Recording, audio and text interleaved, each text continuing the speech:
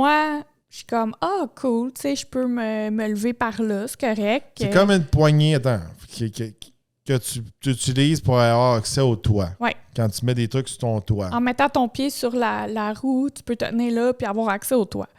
Pour quelqu'un de ma grandeur, c'est correct, c'est cool. Pas Jules, il voit déjà sur le dessus. C'est carrément...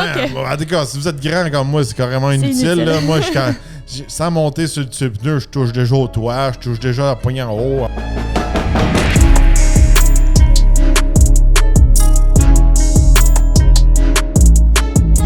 Bienvenue au Talk Podcast. Aujourd'hui, on vous parle de notre essai routier du Hyundai Santa Fe 2024.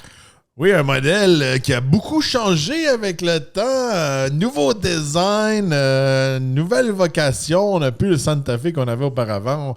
On parlait beaucoup du design aujourd'hui. Mais on part avec le prix. Fait que un design, on en parle vite fait, qui est inspiré d'un Land Rover, on va se le dire. Oui. Un design qui est plus carré. Est-ce que le prix est le même prix qu'un Land Rover, Eve? Je dirais que non. À partir de 43 716 $ de base, le modèle XRT est à 49 716 et nous, le modèle qu'on avait à l'essai était d'une valeur de 49 966 $. Oui, le modèle qu'on avait à l'essai, c'était le modèle XRT. Fait que XRT, c'est le modèle hors route chez Hyundai. Fait que une espèce de AT4, là, si c'est pour GMC ou peu importe, là, juste vous donner un exemple comme ça. Si on regarde sur le capot, on a un moteur de 4 cylindres turbo de 2,5 litres. Jumelé une transmission, puis il faut bien noter quand je vais parler de la transmission, une boîte à double embrayage à l'huile à 8 rapports avec mode manuel Shiftronic. Retenez ça, la transmission. Ça développe un bon 277 chevaux vapeur et 311 livres-pieds de couple. On avait le modèle à traction intégrale. On peut faire le 0 à 100 en 6,5 secondes. Puis, regardez, c'est là qu'on parle un peu de la conduite. Premièrement, regardez, quand je suis allé chercher le véhicule, j'étais comme « Ah, tu sais, c'est cool, c'est différent des autres. » Ouais, la première journée que je l'ai pris, tout allait bien. J'étais comme, sur la route, c'est confortable. Je regardais ma consommation d'essence, ça allait bien. Tout est comme « Ah, tu sais, ils ont fait une bonne job chez Hyundai. » Puis là, j'ai tombé dans des moments... Quand je vous dis, nous, dans notre coin, on a des moments que ça prend des accélérations, puis c'est comme si on vivrait proche, comme je pourrais dire, sans donner exactement où est-ce qu'on vit, d'un gros boulevard qui est comme une autoroute, mais c'est pas une autoroute. Fait que pour embarquer dessus, faut que ça pèse. Quand tu pèses, il faut que ça décolle, blablabla. Fait que là, à un moment donné, tu sais, je trouvais que tout était correct dans le camion. Les premières journées que je le conduisais. Puis là, à un moment donné, il m'est arrivé un bug. Ouais. Puis ça, c'est un bug, regardez, similaire qui m'est arrivé dans d'autres produits Hyundai puis Kia auparavant. Là, j'étais sur le fameux boulevard que je vous dis que c'est comme 90-100. Puis là, je voulais aller à la station d'essence. Puis là, j'ai pesé puis c'est rien passé. Ouais. Puis là, j'étais là avec mon pied. Pesait 2-3 fois. 2-3 fois, puis il se passe rien. Puis là, je suis là me dépêcher parce que l'autre auto s'en vient. Puis quand on dit il se passe rien, c'est pas comme il est lent à partir, c'est juste il se passe rien. Zéro. Comme si t'es sur le break. La pédale à gaz est déconnectée 100% du moteur. Le volant aussi, même les freins. Il n'y a rien de, je pourrais dire, de connecté à la mécanique. Quand tu appuies sur je l'ai compté, là, quand tu appuies sur le gaz, tu as le temps de compter 1, 2, 3. Puis là, il commence à partir. Tu sais, à des moments où il a lagué, là. Ouais. J'ai eu le temps de compter. Là, il a 3 vraiment secondes. lagué. J'étais dans un moment d'urgence qu'il fallait que je fasse une accélération d'urgence. Oui. Parce que là, je pesais, il ne se faisait rien. Là, j'ai pesé à fond pour passer parce que là, j'étais en train de me mettre contre le trafic. Oui, pour tourner. Puis non, il a coupé. Ça m'est déjà arrivé avec un Kia aussi, un Seltos. J'étais en pleine intersection, je pèse, il se passe plus rien, il fait plus rien. Là, tu sais, on vous dit, les 0 à 100, les ci, les ça, tu sais. Là, j'ai dit à Eve, il est tellement weird quand on accélère, il est tellement mal calibré. Puis là, j'ai fait une autre accélération avec toi, puis juste pour te le montrer. Là, tu pèses, il se passe rien. Là, il décolle, mais on dirait qu'il décolle pas à 100%. Puis après ça, il se met à accélérer, puis là, il reshift ses vitesses, toute la quête. Il est tellement mal calibré. Il est zéro sensible à la pédale. Je peux pas y faire confiance. Là, regardez, c'est le moment dans mon essai routier, je suis comme arc. Ouais. Là, j'étais off. Peu importe la techno qu'on avait, peu importe les gadgets, le look. Etc. Si je peux pas avoir confiance en mon véhicule, moi, je suis off. Off à 100%. Puis c'est des affaires qui m'ont arrivé dans d'autres Kia, dans d'autres Hyundai. Les gens se sont plaints. Les gens se sont... Je sais pas pourquoi ils font ça. J'en ai parlé aussi dans une autre affaire. D'après moi, c'est une espèce de truc là, pour l'économie d'essence ou les émissions. Le auto-start dessus est horrible. Je l'ai enlevé à chaque fois que j'étais dans l'auto, je l'enlevais parce qu'il buguait encore plus, il laguait encore plus. Puis tu sais, moi, où ce qu'on vit aussi, on a beaucoup de stops avec 4 intersections. Puis où ce qu'on vit, il y a beaucoup de vieux. Puis dans ces stops-là, il y a beaucoup de vieux qui font pas leur stop. Ouais, c'est ça. Puis, à un moment donné, c'était à mon tour. Puis, il faut pas que tu niaises quand c'est à ton tour à ces intersections-là, parce qu'il y en a des fois, c'est ça, ils vont te couper. Là, le moteur s'éteint. Là, je pèse. Là, il a pris du temps à redémarrer. Puis là, il prenait du temps à s'embrayer. Tellement que l'autre personne a dit « Ah, tu y vas pas, je vais y aller. » Mais c'est ça qui est arrivé. Il s'est engagé. Ouais. C'est pareil comme si j'aurais calé quasiment un char manuel. Oui. Le temps que ça m'a pris, des fois, l'affaire qu'il y a, c'est qu'il y a d'autres mondes qui vont essayer le véhicule. On va faire non, tout était bien, tout était normal. Il fait pas mais tout le temps. Quand il bug. Ouais. C'est l'enfer. C'est ça l'affaire, c'est que, tu sais, quand on dit tu peux pas te fier dessus, c'est qu'il est pas toujours comme ça. À chaque fois que tu vas peser sur le gaz, ça va être une boîte à surprise. T'es pas, je le sais qu'il lag ou quoi. C'est comme, il fait pas. Il fait pas. Il fait quand ça y tente. Il le fait pendant 3 secondes. Il le fait pendant 1 seconde. Il y a rien de... Je sais pas si c'est la transmission, la calibration, le moteur, le combo des 3 ensemble. Pourquoi? Il y a quelque chose là-dedans, là. Puis tu sais, de ce temps-ci, on vous l'a dit, on essaye beaucoup de Mazda. On s'est mis à essayer des Mazda. Mm-hmm. Je trouve que les Mazda, ils l'ont sa coche. La calibration, comment que le moteur, il pousse, comment que la transmission change ses vitesses. C'est sûr et certain, mais je peux même pas dire que c'est la crème de la crème, là. On est dans un Mazda, on n'est pas dans un Mercedes, on n'est pas dans un BMW. Quand on met un à côté de l'autre, là, peu importe le produit, là, on avait un Mazda 3. Là. C'est pas un CX-90 ou peu importe. Là. L'expérience de conduite était 100 fois mieux. Tu sais, c'est juste comme... Je sais que c'est moi qui est un conducteur, OK? Mais le feeling du volant, la pédale, des freins, quand on tourne le volant, quand on pèse sur la pédale, c'est toujours linéaire, toujours constant. Oui. Pas de surprise. La mécanique... Quand tu ressens la mécanique comme moi... c'est ça. C'est comme... comment je veux dire? On va en parler dans nos essais de Mazda. Il y a des véhicules qui m'intéressent zéro. Je les trouve même pas beaux. Même, je vais le dire franchement, des fois, l'auto qu'on avait, c'était un auto de femme. Là, puis il y a du monde qui ont ri de moi toute la semaine. J'en parlerai dans l'essai de Russie de la Mazda 3. Là. Mais j'aime ça, conduire ça. C'est le fun. Il est le fun à conduire. Oui. Là, le Santa Fe... Je suis sûr que chez Hyundai, ils me détestent pour dire ça. Là. C'est une fake. C'est une montre fake. C'est comme une fausse Rolex. C'est comme un faux Land Rover. Il y a comme toute la super enveloppe, mais en dessous de l'enveloppe, t'as comme une mécanique archaïque ou d'une montre cheap. T'as pas la mécanique assemblée à la main du dos de chez Rolex. Là. T'as comme la mécanique d'une montre cheap, mais toute décorée. Ah non, tu sais, le look, là, le véhicule, pour vrai, pour ceux qui n'ont pas vu le nouveau Santa Fe, c'est tellement un changement extrême qu'on en parlait en début de semaine, il aurait dû le changer de nom complètement. Il aurait dû l'appeler un autre nom. C'est tellement, tu sais, c'est vraiment un upgrade, il y a beaucoup de changements. Sur papier, puis en vrai, c'est comme wow. Mais c'est quand tu le conduis, puis quand il fait sa boîte à surprise, on peut dire, là. Ça, moi aussi, ça me fait capoter. Mais sur la route, je peux dire, le confort, tout ça, c'est fantastique. C'est très spacieux en dedans. Il va bien, il se comporte bien. Oui. Même si on avait des pneus en route, c'était pas trop bruyant, c'était pas trop dur sur l'essence.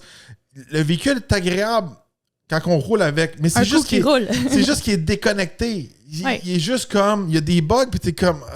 Il y a des bugs quand on est arrêté puis on veut accélérer ou démarrer avec l'autostart, avec le temps de réaction. Encore là, je reviens à mon exemple de montre. Ta fausse Rolex, là, elle va te donner le temps pareil. Oui. Elle va marcher. Si tu connais rien au moteur, aux calibrations, tu n'as pas assez de véhicules souvent dans ta vie, tu connais rien là-dedans. Là. Moi, je vais me dire, je connais presque rien dans les engrenages de montre. OK? Oui. Un ou l'autre. Mais regarde, dans ce cas-là, j'aimerais quasiment mieux avoir une fausse Rolex que payer 10 000 $, même si celle à 10 000 $, elle garde sa valeur, blablabla. Je viens de dire, sûrement que moi, je suis pas un gars de montre, elle pourrait faire la job pour moi. Pour monsieur tout le monde, peut-être ça va faire la job pour toi. Mais quand t'es picky mécanique comme moi, c'est des affaires qui... C'est problématique. C'est problématique. On passe au design. Je ne vais pas partir ça, c'est une mauvaise note, mais il m'a tellement fait des coups qui m'a mis en danger. Ouais. Je voulais absolument en parler. Écoutez, c'est level que t'étouffes un véhicule manuel sur la route. Là. Ouais. Quand t'es arrêté en train de tourner, puis un véhicule qui s'en vient, puis t'es comme, s'il avance pas, je me fais faucher. Là. C'était à ce level-là. Là. Bon, regardez, on passe au fameux design. Toi, Eve, comment tu le trouves, le Santa Fe? Écoute, j'adore, premièrement, ceux qui nous suivent depuis un bout savent que j'aime beaucoup... les Range Rover, Land Rover. Ouais, mais là, c'est pas un Range Rover. C'est pas un Land Rover. Ça l'est pas du tout, mais l'inspiration, le look, je trouve ça très beau. J'aime qu'il est rendu extrêmement carré. Je suis comme, wow, tu sais, c'est un véhicule que tu vas le voir dans le chemin. Il fait futuriste, il est carré, il a l'air... Je trouve, par contre, il a l'air plus gros qu'il est en réalité. Ouais. Ça, on s'en rend compte quand on le stationne à côté de d'autres véhicules. Mais s'il est tout seul, l'illusion d'optique est tellement intense que t'es comme wow. Ça. Quand je veux dire, tout seul, il paraît bien. Oui. Parké à côté du TRX, il devient pas beau. On dirait qu'il vient... On dirait qu'il est comme trop petit. Parce qu'il y a un TRX. Mais... Non, mais c'est parce qu'un TRX est très large. Le size du véhicule versus l'autre, on dirait comme, OK, ils ont fait comme un camion qui a l'air gros, mais qui est petit, en fait. On le voyait pas de même. On l'a vu, ce camion-là, à plusieurs reprises. Oui. On l'a vu au Salon L'Auto, tout le kit. Puis, tu sais, quand j'ai fait mon deviner le véhicule, les gens l'ont reconnu. Puis, tout le monde, en général, j'ai eu des très mauvais commentaires. Tout le monde le trouve laid. Pour vrai? Ouais. Moi, je le trouve super beau, mais je trouve que le derrière est moins beau. Ouais, mais avant de passer au détail, regarde. Moi, pourquoi je dis moi, je le trouve beau si je me fie aux anciens modèles. Oui. Ah oui. Les anciens modèles, là, en 2000-2006, là, ça, c'était pas super. Non. Après ça, il est devenu une espèce de VUS générique, arrondi, ordinaire. Le Santa Fe était très, très ordinaire. Là, il sort un peu du lot, puis c'est ça que j'aime du design. Oui. Mais par contre, je vais mettre une petite vidéo. Le devant, je trouve qu'il est très bien réussi. Moi aussi. Il fait un peu rétro-moderne, surtout avec les phares à l'avant en H, tout ça. Très bien réussi de ce côté-là. Par contre, le derrière. Je vais mettre une petite vidéo du derrière. Il y a quelque chose qui ne marche pas, le derrière. Il y a quelque chose qui n'a comme pas rapport. Je vais vous montrer le derrière, si je peux le trouver. Là.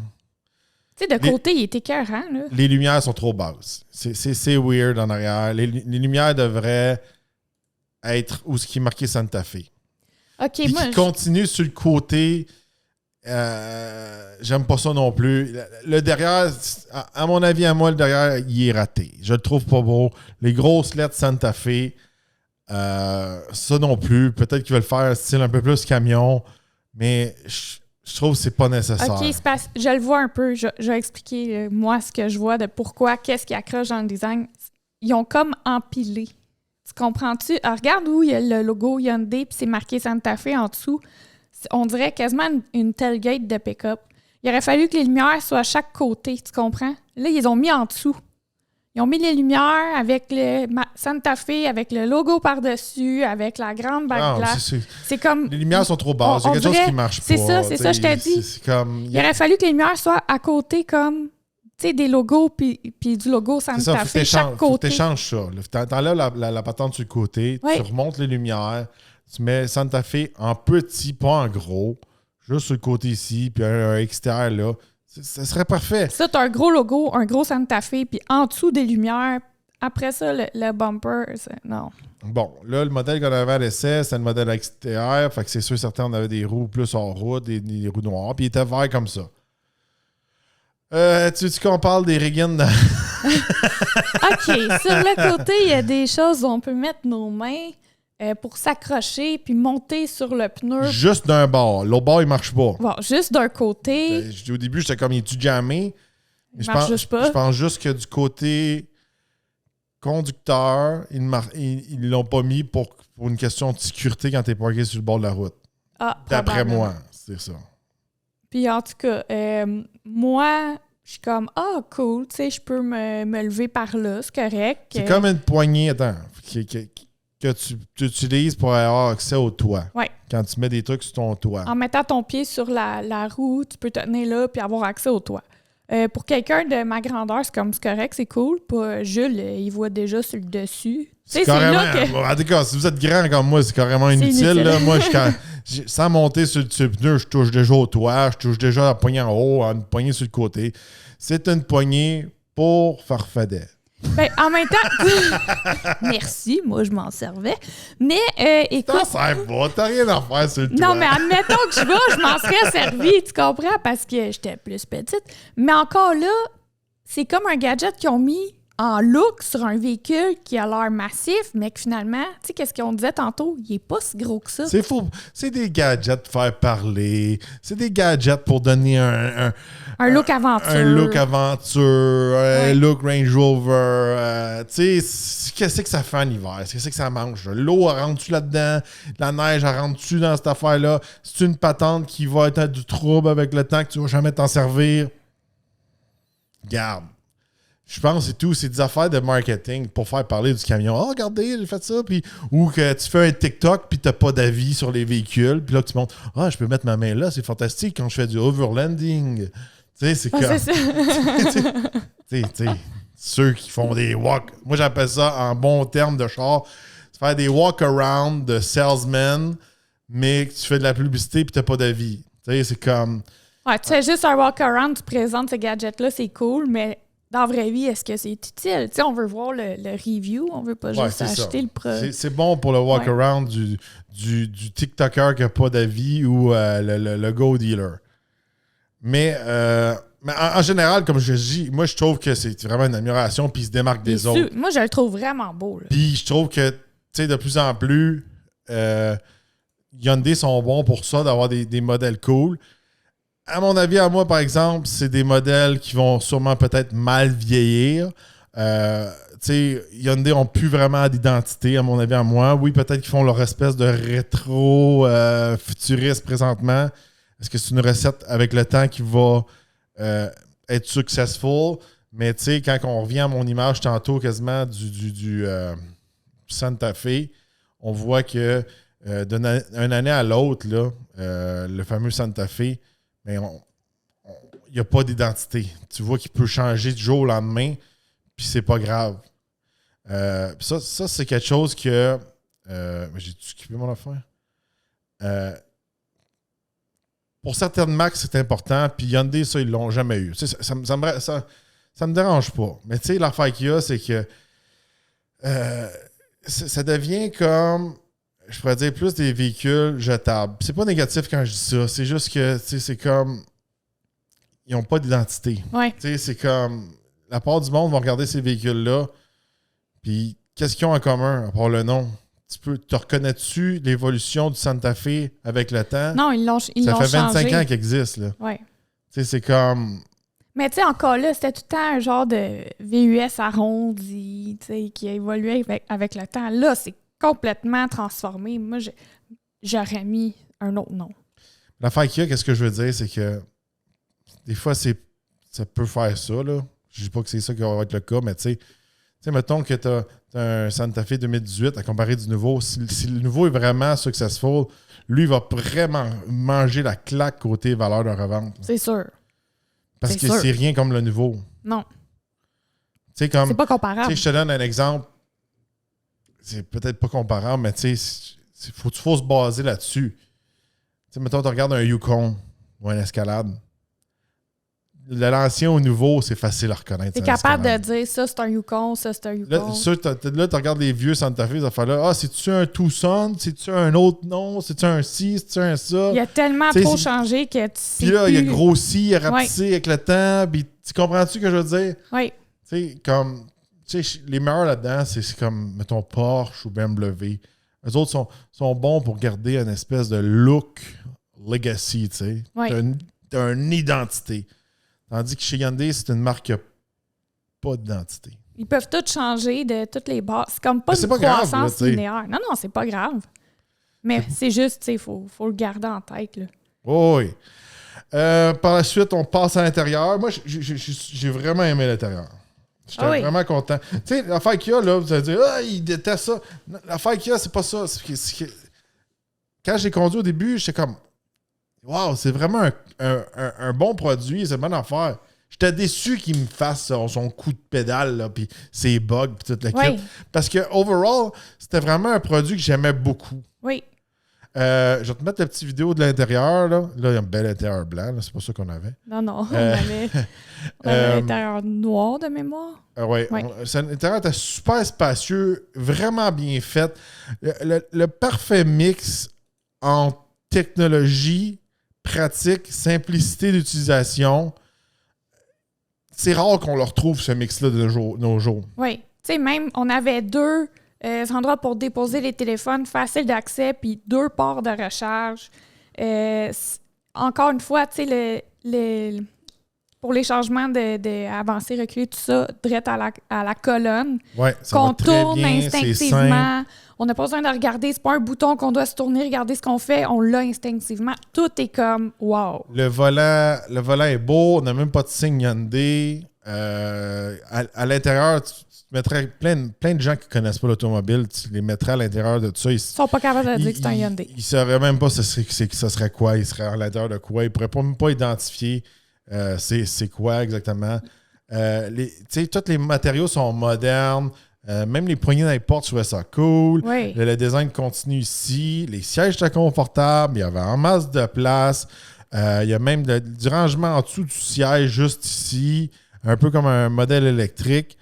Tout à bonne place. Puis on a gardé gros des boutons pour la climatisation. On a une espèce de double écran devant nous qui est très simple à utiliser. J'ai rien à dire de ce côté-là. On a des petits détails dans les sièges marqués XRT. Même là, regardez, je trouve que c'était bien. Si on passe à l'espace à l'arrière, toi, tu as testé la 3e rangée. Comment tu as trouvé ça? Quand même tête, là. Il y a de la place pour la tête. Tu sais, ma tête, parce qu'il est quand même fait haut puis carré, ça gagne de l'espace à l'intérieur. Mais... c'est pour dépanner. C'est pour dépanner. Tu sais, pour les jambes, c'est c'était coincé. pas niveau Mitsubishi Outlander, là. Non. Mais c'est pour dépanner. Tu sais, c'est côté, c'est ça. Espace à la tête, il y en a. Les jambes, c'est un peu coincé. Puis à l'arrière, j'ai remarqué qu'on a quand même accès à des ports de recharge, à des portes gobelets, même à la 3e rangée. Ouais. Ça, j'ai trouvé ça le fun. Bien. Même si c'est comme une espèce de rangée pour se dépanner. On a quand même des commodités. Ouais, c'est ça. Le fun. Puis le modèle qu'on avait à l'essai, c'était un 7 passagers. 5 plus 2. Ouais, c'était 7. Ouais, 7 passagers. On avait la banquette à l'arrière. Non, c'était bien. Les bancs sont flexibles, ces choses-là. C'est comme je vous dis, c'est un 3 rangées maintenant, ce qui n'était pas auparavant, mais c'est pour dépanner avec des petits-enfants. Oui. Pas aller à un souper avec tes amis. Des gars comme Jules assis dans la 3e rangée. 7 personnes. Tu t'assures que tes amis sont pas grands et ils ont des petites blondes. Moi, je suis chanceux. J'en ai une couple de mes amis qui sont pas grands et ils ont des petites blondes.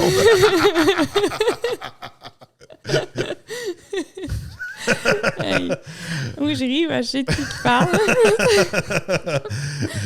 Non, mais tu sais, t'emmènes pas ton équipe de football et des linebackers là-dedans. Non. C'est juste ça. Là, on rend ça comique un peu. Là. Fait que côté techno, c'était super. Beaucoup de branchements, tout ça. On pouvait changer nos modes de conduite ici. Tu sais, je reviens un peu à la conduite parce que là, je vois les modes de conduite. Je l'ai même mis en mode sport pour cette affaire-là. Puis bugué autant. Ouais. C'est pas comme c'est peut-être parce que tu l'aimes pas en mode normal. Essaye-le en mode sport. Je l'ai essayé. Puis. C'est vraiment. Sans niaiser, c'est tellement comme un bon produit qui est beau. Ils ont bien réussi l'intérieur, ils ont gardé le bon mix de boutons versus écran tactile. C'est instinctif. Il y a autant de beauté que de pratique. Mais c'est juste ce défaut-là qui laguait. Il est tellement gros qu'on est comme choqué parce qu'on voulait tellement aimer ce produit-là parce qu'il en offre tellement. Non, puis il est cool, il est différent. Oui. Il est différent des autres. Il fait pas l'espèce VUS arrondi comme qu'il était auparavant. Au moins, il se démarque. Espace cargo, c'est bien quand les sièges sont baissés à l'arrière. Quand les sièges sont levés, on a très peu d'espace. Très peu. Pas au niveau Mitsubishi Outlander. Ils ont dit comme quand ça chante sur un, ça chante dedans. Je fais des jokes avec ça. C'est pas genre encore là, tu vas amener des poches d'hockey en arrière. Je sais même pas s'il y a un pied de largeur. C'était vraiment petit. C'est vraiment même si tu mettrais l'épicerie là, elle serait squeezée. Là, ouais. Côté consommation d'essence, on était capable de faire environ du 10 litres au 100. C'était très décent, même si le véhicule est comme carré, je pourrais dire. Je trouve que c'était quand même bien de ce côté-là. Il n'était pas très gourmand. J'étais surpris, surtout qu'on avait la version hors route. Parlant de la version hors route, j'ai skippé un petit bout là, ici. Là. Vous donner un peu plus de détails sur l'XRT. La garde au sol a été rehaussée d'1 pouce. Fait qu'il y a comme un lift de 1 pouce. Il y a des mags de 18 pouces. Puis des pneus pensés pour le hors-route. OK. Quand je veux dire, si votre chemin pour aller à votre chalet est un petit peu plus rough, ça va être mieux avec ça, là. Mais c'est pas... allez pas faire de la trail avec. C'est ça. Ce sera pas celui qui va aller faire le Baja ou aller faire la Trail Rubicon, là. C'est juste que ça remonte un peu. Fait que si vous êtes souvent dans des chemins de campagne pas asphaltés, ça va être un meilleur choix pour vous, mais attendez-vous pas un miracle côté hors-route, là, c'est sûr et certain. Les pneus vont aider beaucoup, mais... En gros, regardez, c'est plus pour le look. Il y a des capacités limitées. Plus pour le look que les capacités. Ouais. Bon, un détail que je ne voulais pas oublier, l'empattement était allongé du 2024. Fait que ça lui permet d'offrir une 3e rangée de sièges, peu importe la version choisie. Fait que même si vous avez une version de base, c'est pas une option. C'est comme, il est tout le temps à 3 rangées à cette heure. Oui. Fait que ça, c'est un gros plus. Tu sais, l'affaire qu'il y a, c'est que un peu pour conclure là-dessus, il y en offre quand même beaucoup pour le prix. Ouais. Encore là, c'est là que ça vient balancer. Ah oui, peut-être que le véhicule est déconnecté, peut-être que c'est pas le super moteur, c'est peut-être pas la super transmission, ces affaires-là. Mais on est dans un véhicule sous les 50 000 $. De base, il est à 43 000 $. Ça joue dans la balance. Oui. C'est là, là encore, tu sais, je reviens à mon exemple. Puis je veux pas vous choquer quand vous dites ça. C'est que vraiment, c'est la fausse montre. Elle a tout pour plaire. Elle a le look, le confort, la technologie, toute la kit. C'est juste que je trouve que de plus en plus, c'est une nouvelle formule que Hyundai est un petit peu les champions là-dedans. Ils font une belle enveloppe, mais ils coupent en dessous, à l'interne. Tu comprends ce que je veux dire? C'est pareil comme un athlète ou un bodybuilder qui a l'air super shape maintenant, comme il est sur le bord de la crise cardiaque ou il a un poumon affaissé. Tu comprends ce que je veux dire? C'est comme... Ils coupent quelque part pour offrir tout le reste. C'est là qu'ils ont coupé. Puis, je pense que la recette Hyundai a fait bien avec Hyundai, OK? Mais c'est une recette que les autres manufacturiers commencent à copier. Je pense que même si on n'a pas eu à l'essai, je pense que les véhicules chinois, c'est une recette qui opte. Vraiment un beau modèle, ça a l'air presque d'une Tesla, mais ça n'a pas la batterie d'un Tesla. Ça n'a pas le moteur d'un Tesla. Tu comprends ce que je veux dire? Oui. Cette semaine, on a laissé le Lincoln Nautilus, que ça va venir, on vous en parler. C'est un véhicule qui est fait en Chine. Puis, on retrouve la même recette que le Santa Fe. Super luxe, super technologie, bon confort, ça va bien sur la route. On dirait qu'il y a eu un laisser-aller avec la mécanique. Oui. Le volant est déconnecté, le ci et ça. Il n'y a plus... ça devient comme... On dirait que c'est des véhicules qui s'en vont vers l'autopilote. On déconnecte peu à peu du véhicule. On déconnecte de la sensation de conduite pour que ta transition vers l'autopilote se fait. Oui. C'est juste pour ça, j'ai comme... Je veux pas chialer cette semaine, c'est juste que j'ai comme un goût amer dans la bouche après l'essai du Santa Fe puis du Nautilus. C'est comme... C'est un futur qui me plaît pas. Oui. Oui. Mais on a nos Mazda pour nous compenser à venir comme « Oh, c'est le fun à conduire », tu sais. Ah non, c'est ça. Ou ça sera peut-être un avenir de un ou l'autre. Tu sais, je veux pas déraper de notre essai routier. Ça va être une bébelle full techno, puis l'autre va comme avoir plus une expérience analogique, mais full focusée sur la conduite. Est-ce qu'il y a un futur pour le produit full conduite?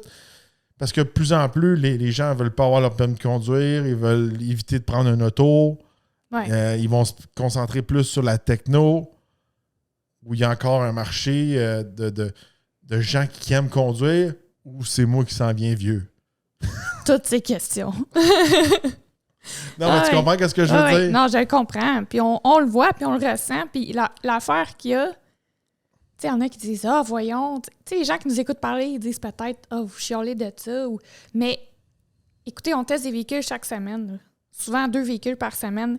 Puis l'affaire qu'il y a, c'est que ça s'en va tellement vite vers ça. La transition, le changement a été tellement rapide qu'on est comme... Ils comprennent pas. C'est beaucoup, là. Tu sais, regarde, ce matin, j'étais au gym, puis je parlais avec mon buddy qui vient au gym avec moi, qui est plus âgé que moi, beaucoup plus âgé que moi. Et lui, il roule son vieux Honda Fit. Ouais. Tu comprends? Full mécanique, full analogique, full... Il n'y a rien. C'est un véhicule vraiment basique. Oui. Là, j'y parlais justement du Nautilus. Tu vois qu'il est comme... Je comprends pas. Il comprend pas parce que c'est vraiment comme... Comment je peux dire? Le Honda Fit, c'est pareil comme si tu aurais un bon vieux téléphone Nokia. Il marche tout le temps, tu as des bons pitons, tu peux le pitcher, il va marcher. Puis moi, j'arrive avec toi avec mon super iPhone ou super Android à côté de toi que je peux quasiment sortir un projecteur de mon téléphone pour écouter la télé. Non, mais tu comprends ce que je veux dire? Oui. Tant que tu n'as pas eu l'espèce d'entre-deux où tu as eu l'autre expérience, tu peux pas comprendre. Puis c'est sûr et certain que quand tu passes de un à l'autre, tu vas être impressionné. Ah oui. Mais quand tu baignes là-dedans comme nous, tu vois les morceaux où ce qu'ils ont coupé pour économiser de l'argent. Oui. Puis pour prendre des raccourcis. Puis ces raccourcis-là, c'est souvent l'expérience de conduite qui en souffre. Oui, souvent, ils se mettent là-dessus. Par contre, ils offrent un produit à l'extérieur esthétiquement super beau, à l'intérieur esthétiquement super beau, pratique, qui ont gardé le bon nombre de boutons, il y a plus d'espace à l'intérieur. Tu sais, tout ça, c'est même super des rideaux génial. À l'arrière. Il y en offre beaucoup, là. Beaucoup pour l'argent, beaucoup. Pour le prix, il y en offre beaucoup. S'il ne m'aurait pas bugué de même, je serais comme, wow, c'est vraiment rendu un top choix. Là. On est vraiment impressionnés. Seule chose, si vous êtes quelqu'un qui aime sentir votre véhicule, qui aime l'expérience de conduite, ce qu'on dit, c'est juste, faites attention, c'est ici qu'ils ont coupé pour offrir autant à ce prix-là. C'est ça. C'est ça qu'on veut vous dire. Puis l'affaire qu'il y a aussi que je veux préciser, c'est que j'aurais pu dire « Ah, le véhicule a besoin d'un update, le véhicule a besoin d'une calibration de l'ordinateur, le ci, le ça. » Ça fait trop de fois que ça m'arrive avec des produits Kia Hyundai. Oui. C'est rendu comme on constate. Ça m'est déjà arrivé tout un bug avec un Genesis là, quand que... Ben, c'est comme toute la même famille. Oui, c'est ça, je veux dire. Là, mais ça m'arrivait moins souvent dans un Genesis parce que c'est un véhicule plus premium.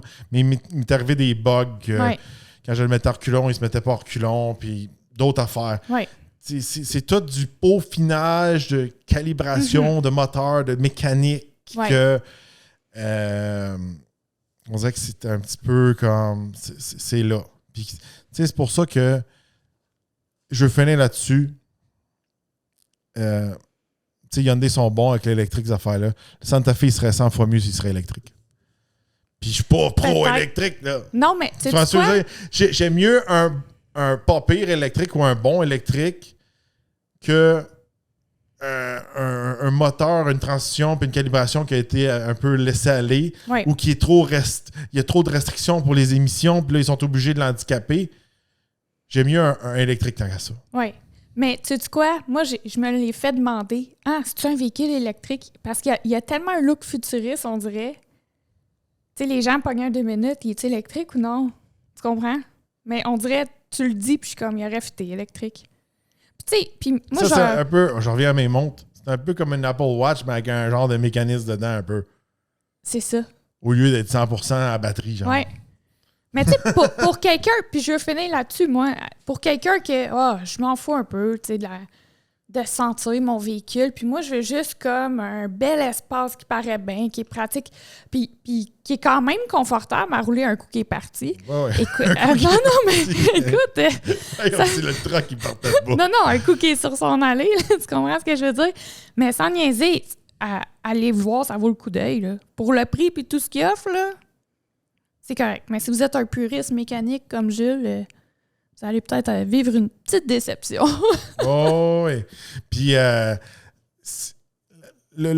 si vous voulez avoir l'expérience de savoir qu'est-ce que ça fait, allez mettons dans celui-là, ce modèle-là, puis pesez sur la pédale vite fait, là. Au fond, la pédale, là. Pac.